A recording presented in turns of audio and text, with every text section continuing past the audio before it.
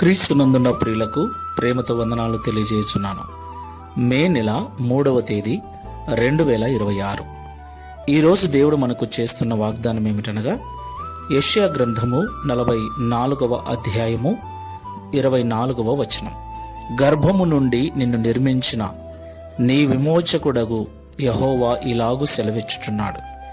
యెహోవానగు నేనే సమస్తమును జరిగించువాడను, నేనొకడనే ఆకాశమును విశాలపరచిన వాడను, నేనే భూమిని పరచిన వాడను. ఆమేన్.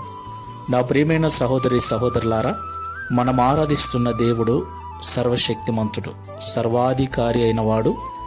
భూమి ఆకాశములను కలగజేసిన, అందులో ఉన్న సమస్తమును కలగజేసిన సృష్టికర్త అయిన దేవుడై ఉన్నాడు. దేవునికి మహిమ కలుగును కాక. సృష్టినంతటినీ కలగజేసిన ఆయన మానవులమైన మనలను కలగజేశాడు. మనకు వివాహము ద్వారా, గర్భఫలము ద్వారా కుటుంబాలనిచ్చాడు. వంశాలుగా, వర్గాలుగా మనం జీవిస్తూ ఉన్నాం.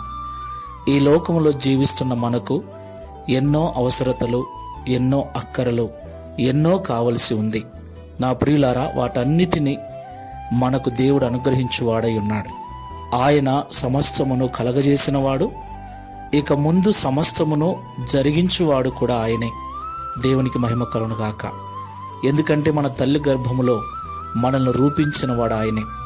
మనకు రూపమిచ్చినవాడు, ఊపిరినిచ్చినవాడు, మనల్ని బ్రతికింప చేసి జీవింప చేస్తున్నవాడు ఆయనే.